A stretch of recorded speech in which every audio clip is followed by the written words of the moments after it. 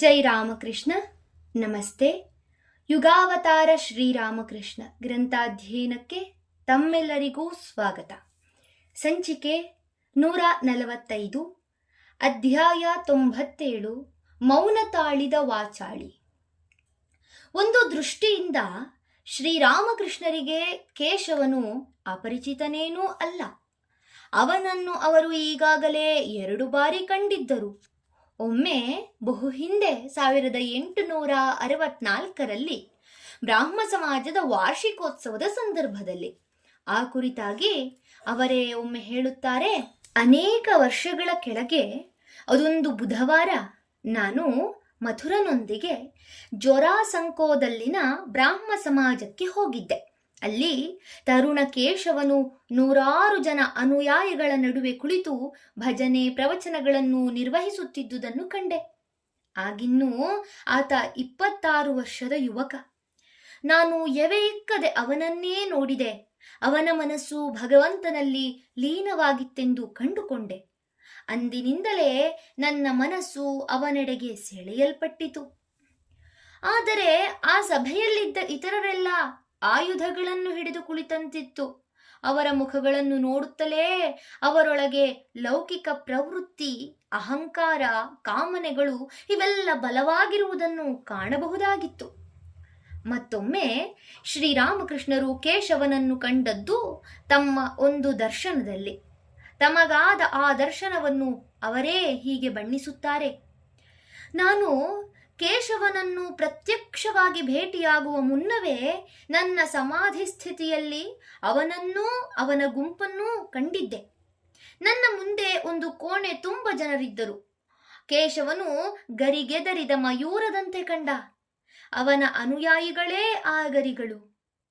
ಅವನ ತಲೆಯಲ್ಲಿ ಒಂದು ಕೆಂಪು ಮಣಿ ಇತ್ತು. ಅದು ಅವನ ರಜೋಗುಣದ ಸಂಕೇತ.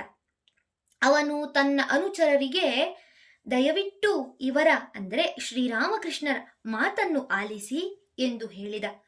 ನಾನು ಜಗನ್ಮಾತೆಯನ್ನು ಕೇಳಿದೆ, ಅಮ್ಮ, ಇವರೆಲ್ಲ ಇಂಗ್ಲಿಷ್ ಮೆನ್ನುಗಳ ದೃಷ್ಟಿಕೋನ ಹೊಂದಿದವರು. ಇವರೊಂದಿಗೆ ನಾನೇಗೆ ಮಾತನಾಡಬೇಕು ಎಂದು. ಆಗ ಜಗನ್ಮಾತೆ, ಕಲಿಯುಗದಲ್ಲಿ ನಡೆಯುವುದು ಹೀಗೆಯೇ ಎಂದು ವಿವರಿಸಿದಳು. ಈಗ ಕೇಶವನನ್ನು ಕಾಣಬೇಕೆಂಬ ಇಚ್ಛೆಯುದಿಸಿದಾಗ ಶ್ರೀರಾಮಕೃಷ್ಣರು ಮೊದಲಿಗೆ ಆಗಿನ್ನೂ ದಕ್ಷಿಣೇಶ್ವರದಲ್ಲೇ ಇದ್ದ ನಾರಾಯಣ ಶಾಸ್ತ್ರಿಯನ್ನು ಕಳಿಸಿ ಅವನನ್ನು ಮಾತನಾಡಿಸಿಕೊಂಡು ಬರುವಂತೆ ಹೇಳಿದರು. ಇದಕ್ಕೆ ಕಾರಣ ನಾವು ಈಗಾಗಲೇ ಕಂಡಂತೆ ಅವರ ಬಾಲಸಹಜ ಭೀತಿ, ಸಂಕೋಚ ಪ್ರವೃತ್ತಿ. ಶಾಸ್ತ್ರಿಯು ಕೇಶವನನ್ನು ನೋಡಿಕೊಂಡು ಬಂದು ಅವನ ಕುರಿತಾಗಿ ತನ್ನ ಅಭಿಪ್ರಾಯವನ್ನು ತಿಳಿಸಿದ. ಕೇಶವಸೇನನು ಜಪಸಿದ್ಧ. ಅವನ ಜನ್ಮ ನಕ್ಷತ್ರ ಬಹಳ ಶ್ರೇಷ್ಠವಾದುದು. ಮರುದಿನ ಶ್ರೀರಾಮಕೃಷ್ಣರು ಕೇಶವಚಂದ್ರಸೇನನ ಭೇಟಿಗೆ ಹೋಗಲು ಅನುವಾದರು. ಜೊತೆಯಲ್ಲಿ ಹೃದಯರಾಮನಿದ್ದ. ಟಾಂಗಾದಲ್ಲಿ ಕುಳಿತುಕೊಳ್ಳುವುದಕ್ಕೆ ಮೊದಲು ಶ್ರೀರಾಮಕೃಷ್ಣರಿಗೆ ಭಾವಾವಸ್ಥೆಯುಂಟಾಯಿತು. ತಮ್ಮಷ್ಟಕ್ಕೆ, ಅಮ್ಮ, ನೀನು ಹೋಗುತ್ತೀಯಾ? ಕೇಶವನನ್ನು ನೋಡಲು ಹೋಗುತ್ತೀಯಾ ಎಂದು ಮತ್ತೆ ಮತ್ತೆ ಒಟಗುಟ್ಟಿಕೊಂಡರು. ಪ್ರತಿ ಬಾರಿಯೂ ತಾವೇ ಅದಕ್ಕೆ ಉತ್ತರವನ್ನು ಹೇಳಿಕೊಂಡರು, ಹೌದು, ಹೋಗುತ್ತೇನೆ. ದಾರಿಯುದ್ದಕ್ಕೂ ಅವರು ಅದೇ ಭಾವದಲ್ಲಿದ್ದರು. ಕೇಶವನಿದ್ದುದು ಕಲ್ಕತ್ತದ ಬೇಲ್ಘರಿಯಾ ಎಂಬಲ್ಲಿ. ಅವನು ಜಯಗೋಪಾಲ ಸೇನಾ ಎಂಬುವನ ಉದ್ಯಾನಗೃಹದಲ್ಲಿ ಕೆಲವು ಅನುವರ್ತಿಗಳೊಂದಿಗೆ ಇಳಿದುಕೊಂಡಿದ್ದ. ಗಾಡಿ ಬಂದು ನಿಂತಿತು.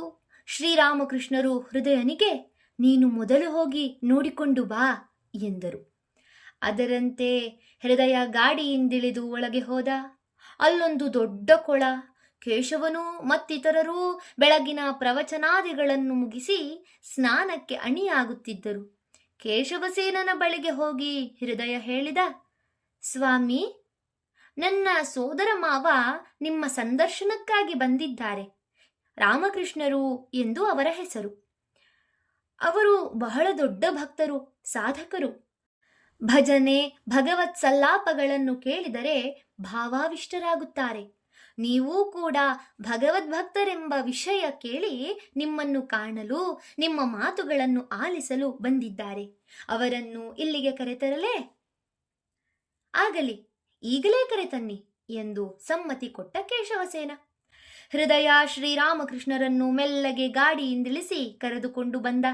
ಎಲ್ಲರೂ ಅವರ ಬರವನ್ನೇ ನೋಡುತ್ತಾ ಕೊಳದ ಬದಿಯ ಘಟ್ಟದ ಮೇಲೆ ಕುಳಿತಿದ್ದರು. ಶ್ರೀರಾಮಕೃಷ್ಣರನ್ನು ಕಂಡೊಡನೆ ಎಲ್ಲರ ದೃಷ್ಟಿಗಳು ಅವರಲ್ಲೇ ಸ್ಥಿರೀಕೃತವಾದವು. ಶ್ರೀರಾಮಕೃಷ್ಣರು ಒಂದು ಕೆಂಪಂಚಿನ ಧೋತರವನ್ನು ಮಾತ್ರ ಉಟ್ಟಿದ್ದಾರೆ. ಅದನ್ನು ಬಿಟ್ಟರೆ ಶರಟಾಗಲಿ ಶಲ್ಯವಾಗಲಿ ಇಲ್ಲ. ಧೋತರದ ಅಂಚನ್ನೇ ಎಡಗಡೆ ಹೆಗಲ ಮೇಲೆ ಇಳಿಬಿಟ್ಟುಕೊಂಡಿದ್ದಾರೆ. ಸಣಕಲ ಶರೀರ, ಹದ ಮಾಡದ ಕುರುಚಲುಗಡ್ಡ, ಕೆದರಿದ ತಲೆಗೂದಲು, ಬರಿಗಾಲು, ವಯಸ್ಸು ಸುಮಾರು 40. ನೋಡಿದವರಿಗೆ ಅವರು ಹೆಚ್ಚೇನೂ ಲೌಕಿಕವನ್ನರಿತಂತೆ ಕಾಣಲಿಲ್ಲ. ಆಧ್ಯಾತ್ಮಿಕ ವ್ಯಕ್ತಿಯ ಲಕ್ಷಣಗಳೂ ತೋರಿ ಬರಲಿಲ್ಲ. ಯಾರೀ ವಿಲಕ್ಷಣ ವ್ಯಕ್ತಿ ಎಂದು ಎಲ್ಲರೂ ಅವರನ್ನೇ ದಿಟ್ಟಿಸುತ್ತಿದ್ದಾರೆ. ಶ್ರೀರಾಮಕೃಷ್ಣರು ತಮ್ಮ ಸ್ವಭಾವಕ್ಕನುಗುಣವಾಗಿ ಕೇಶವಸೇನನಿಗೂ ಇತರರಿಗೂ ವಿನಯದಿಂದ ನಡುಬಾಗಿ ನಮಿಸಿದರು. ಆದರೆ ಆ ಕಾಲದಲ್ಲಿ ವಿದ್ಯಾವಂತರೆನ್ನಿಸಿಕೊಂಡವರಿಗೆ ಆ ರೀತಿಯಲ್ಲಿ ನಮಸ್ಕರಿಸುವ ಅಭ್ಯಾಸವಿಲ್ಲ. ಅವರೆಲ್ಲ ಸುಮ್ಮನೆ ಕೈ ಜೋಡಿಸಿ ಮರುವಂದಿಸಿದರು. ಶ್ರೀರಾಮಕೃಷ್ಣರಿಗೂ ಹೃದಯನಿಗೂ ಕುಳಿತುಕೊಳ್ಳಲು ಜಮಖಾನೆ ಹಾಸಲಾಯಿತು. ಶ್ರೀರಾಮಕೃಷ್ಣರು ತಾವಾಗಿಯೇ ಮಾತಿಗಾರಂಭಿಸಿದರು. ಮಾತಿನಲ್ಲಿ ಗ್ರಾಮ್ಯ ಭಾಷೆಯ ಸೊಗಡು ಎದ್ದು ಕಾಣುತ್ತಿತ್ತು. ಕೇಳುಗರಿಗೆ ಬಹಳ ಹಿತವಾದ ಸುಲಭ ಸಹಜ ಶೈಲಿ. ಉತ್ಸಾಹ ಕಾತರ ತುಂಬಿದ ದನಿಯಲ್ಲಿ ಅವರು ಕೇಳಿದರು, ಅಯ್ಯ ಭಕ್ತ ಜನರೇ, ನಿಮಗೆ ಭಗವಂತನ ದರ್ಶನವಾಗಿದೆ ಎಂದು ಕೇಳಿದೆ, ಅದು ನಿಜವೇ? ಹಾಗಾದರೆ ಅದರ ಬಗ್ಗೆ ತಿಳಿದುಕೊಳ್ಳಬೇಕೆಂಬ ಆಸೆ ನನ್ನದು. ಅದಕ್ಕಾಗಿಯೇ ತಮ್ಮನ್ನು ನೋಡಲು ಬಂದಿದ್ದೇನೆ. ಕೇಶವ ಇದಕ್ಕೇನು ಹೇಳಿದನೋ ತಿಳಿಯದು. ಮತ್ತೆ ಅದೇ ಧಾಟಿಯಲ್ಲಿ ಮಾತನಾಡುತ್ತಾ ಶ್ರೀರಾಮಕೃಷ್ಣರು ದಿವ್ಯ ಭಾವಾನ್ವಿತರಾಗಿ ಮಧುರ ಕಂಠದಿಂದ ತಮ್ಮ ಮೆಚ್ಚಿನ ಹಾಡೊಂದನ್ನು ಹಾಡತೊಡಗಿದರು. ತಾಯಿ ದುರ್ಗೆಯ ನಿಜವನರಿಯುವ ಧೀರರಾರೋ ಜಗದೊಳು. ಜಗನ್ಮಾತೆಯ ಸ್ವರೂಪವನ್ನು ವೇದಶಾಸ್ತ್ರಗಳೂ ತಿಳಿಸಿಕೊಡಲಾರವು. ಅದು ಬುದ್ಧಿಶಕ್ತಿಗೆ ಮೀರಿದ್ದು ಎಂಬ ಭಾವಾರ್ಥದ ಈ ಹಾಡನ್ನು ಹಾಡುತ್ತಲೇ ಶ್ರೀರಾಮಕೃಷ್ಣರು ಆ ಭಾವದಲ್ಲಿ ಲೀನರಾಗಿ ಗಾಢ ಸಮಾಧಿಸ್ಥರಾದರು. ಶರೀರ ಸ್ಥಿರವಾಗಿದೆ. ಹೊರ ಜಗತ್ತಿನ ಪರಿವೆಯೇ ಇದ್ದಂತಿಲ್ಲ. ಉಸಿರಾಟ ನಿಂತೇ ಹೋದಂತಿದೆ. ಕಣ್ರೆಪ್ಪೆಗಳು ಮಿಸುಕುತ್ತಿಲ್ಲ. ಕಪೋಲಗಳ ಮೇಲೆ ಆನಂದಾಶ್ರು ತೊಟ್ಟಿಕ್ಕುತ್ತಿದೆ. ನಡುವೆ ಮುಖದ ಮೇಲೊಂದು ಮಂದಹಾಸ ಮಿಂಚಿ ಹೋಗುತ್ತಿದೆ. ಬ್ರಾಹ್ಮ ಸಮಾಜೀಯರೆಲ್ಲ ಈ ಅಪೂರ್ವ ವಿಚಿತ್ರ ದೃಶ್ಯವನ್ನು ಕಂಡು ಆಶ್ಚರ್ಯಚಕಿತರಾದರು. ಆದರೆ ಅವರಾರಿಗೂ ಇದೊಂದು ದಿವ್ಯಾವಸ್ಥೆ ಎಂಬ ಭಾವನೆಯುಂಟಾಗಲಿಲ್ಲ. ಇದು ಬರಿಯ ನಾಟಕ ಎಂದು ಕೆಲವರು ಅಂದುಕೊಂಡರೆ, ಇದೊಂದು ಬಗೆಯ ಹುಚ್ಚೋ ನರದೌರ್ಬಲ್ಯವೋ ಇರಬೇಕು ಎಂದು ಉಳಿದವರು ಊಹಿಸಿದರು. ಹೀಗೆ ಕೆಲ ನಿಮಿಷಗಳಾದವು. ಈಗ ಹೃದಯರಾಮ ಶ್ರೀರಾಮಕೃಷ್ಣರ ಕಿವಿಯಲ್ಲಿ ಗಟ್ಟಿಯಾಗಿ ಓಂಕಾರವನ್ನು ಉಚ್ಚರಿಸತೊಡಗಿದ. ಕ್ರಮೇಣ ಅವರು ಬಾಹ್ಯ ಪ್ರಜ್ಞೆಗೆ ಮರಳಿದರು. ಅವರ ಮುಖದಲ್ಲೀಗ ಮತ್ತೆ ಹಿಂದಿನ ಸರಳ ಮನಮೋಹನ ಮಂದಹಾಸ ನಲಿಯತೊಡಗಿತು. ದಿವ್ಯ ಭಾವವಿನ್ನೂ ಅವರನ್ನು ಪೂರ್ತಿಯಾಗಿ ಬಿಟ್ಟಿರಲಿಲ್ಲ. ಆ ಭಾವದಲ್ಲೇ ಅವರು ನಿರರ್ಗಳವಾಗಿ ಮಾತನಾಡುತ್ತಾ ಭಗವಂತನ ಕುರಿತಾಗಿ ತಿಳಿಸತೊಡಗಿದರು. ಎಲ್ಲರೂ ಮಂತ್ರಮುಗ್ಧರಾದವರಂತೆ ಮರು ಮಾತಿಲ್ಲದೆ ಆಲಿಸುತ್ತಾ ಕುಳಿತರು. ನೋಡಿ, ಭಗವಂತನ ಸ್ವರೂಪ ಒಬ್ಬೊಬ್ಬರಿಗೆ ಒಂದೊಂದು ಬಗೆಯಾಗಿ ವ್ಯಕ್ತವಾಗುತ್ತದೆ. ಒಂದು ಕಥೆ ಕೇಳಿ. ಒಮ್ಮೆ ಒಬ್ಬ ಮನುಷ್ಯ ಕಾಡಿಗೆ ಹೋದ. ಅಲ್ಲಿ ಒಂದು ಮರದ ಮೇಲೆ ಕೆಂಪು ಬಣ್ಣದ ಪುಟ್ಟ ಪ್ರಾಣಿಯೊಂದನ್ನು ಕಂಡ.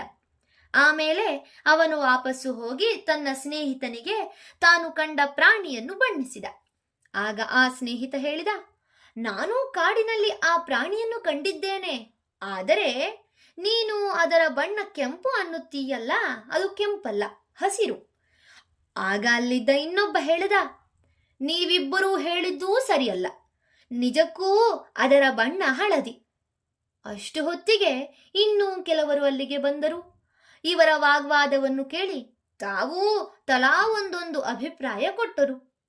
ಅದರ ಬಣ್ಣ ನೀಲಿ, ಬೂದು, ನೇರಳೆ ಎಂದು ಒಬ್ಬೊಬ್ಬರು ಒಂದೊಂದು ಬಗೆಯಾಗಿ ಹೇಳಿದರು. ಒಬ್ಬರು ಹೇಳಿದ್ದನ್ನು ಇನ್ನೊಬ್ಬರು ಒಪ್ಪಲಿಲ್ಲ. ಕಡೆಗೆ ತಮ್ಮ ವಿವಾದವನ್ನು ಬಗೆಹರಿಸಿಕೊಳ್ಳಲು ಅಲ್ಲಿಗೇ ಹೋಗಿ ನೋಡುವುದೆಂದು ತೀರ್ಮಾನಿಸಿದರು.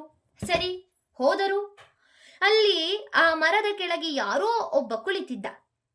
ಇವರನ್ನೆಲ್ಲ ಕಂಡು ವಿಷಯವೇನೆಂದು ಕೇಳಿ ತಿಳಿದ. ಬಳಿಕ ಅವನಿಂದ, ಓಹೋ, ಗೊತ್ತಾಯಿತು ಬಿಡಿ, ನೀವು ಕಂಡದ್ದು ಗೋಸುಂಬೆಯನ್ನು. ನನಗೆ ಅದರ ವಿಷಯ ಚೆನ್ನಾಗಿ ಗೊತ್ತು. ನಾನು ಇಲ್ಲೇ ವಾಸವಾಗಿರುವವನು. ನೋಡಿ, ನೀವು ಪ್ರತಿಯೊಬ್ಬರೂ ಹೇಳಿದ್ದೂ ಸರಿಯೇ. ಅದು ಒಮ್ಮೊಮ್ಮೆ ಕೆಂಪಾಗಿ ಕಾಣುತ್ತದೆ, ಇನ್ನು ಕೆಲವೊಮ್ಮೆ ಹಳದಿಯಾಗಿ, ನೀಲಿಯಾಗಿ, ನೇರಳೆಯಾಗಿ, ಹೀಗೆ ನಾನಾ ಬಣ್ಣಗಳಿಂದ ಕಾಣಿಸಿಕೊಳ್ಳುತ್ತದೆ. ಅಷ್ಟೇ ಅಲ್ಲ, ಎಷ್ಟೋ ಬಾರಿ ಅದಕ್ಕೆ ಬಣ್ಣವೇ ಇರುವುದಿಲ್ಲ. ಅದೇ ರೀತಿ ಯಾರು ಭಗವಂತನ ಕುರಿತು ನಿರಂತರವಾಗಿ ಭಾವಿಸುತ್ತಾರೋ ಅವರು ಆತನ ನಿಜಸ್ವರೂಪವನ್ನು ಕಂಡುಕೊಳ್ಳಬಲ್ಲರು. ಭಗವಂತನು ತನ್ನ ಭಕ್ತರಿಗೆ ನಾನಾ ರೂಪಗಳಿಂದ ವ್ಯಕ್ತನಾಗುತ್ತಾನೆ ಎಂಬುದು ಅವನಿಗೆ ಮಾತ್ರ ಗೊತ್ತು. ಭಗವಂತ ಸಗುಣನೂ ಹೌದು, ನಿರ್ಗುಣನೂ ಹೌದು. ಆದರೆ ಆತನ ಸ್ವರೂಪವನ್ನು ಏನೂ ಅರಿಯದವರು ಮಾತ್ರ ವ್ಯರ್ಥ ಚರ್ಚೆಯಲ್ಲಿ ತೊಡಗಿ ಬಳಲುತ್ತಾರೆ. ಧನ್ಯವಾದಗಳು. ಮುಂದುವರಿದ ಭಾಗವನ್ನು ಮುಂದಿನ ಸಂಚಿಕೆಯಲ್ಲಿ ನೋಡೋಣ. ಓಂ ಶಾಂತಿ ಶಾಂತಿ ಶಾಂತಿ. ಹರಿ ಓಂ ತತ್ಸತ್. ಶ್ರೀರಾಮಕೃಷ್ಣಾರ್ಪಣಮಸ್ತು. ಸರ್ವೇ ಜನ ಸುಖಿನೋ ಭವಂತು. ಜೈ ಶ್ರೀಮಾತಾ.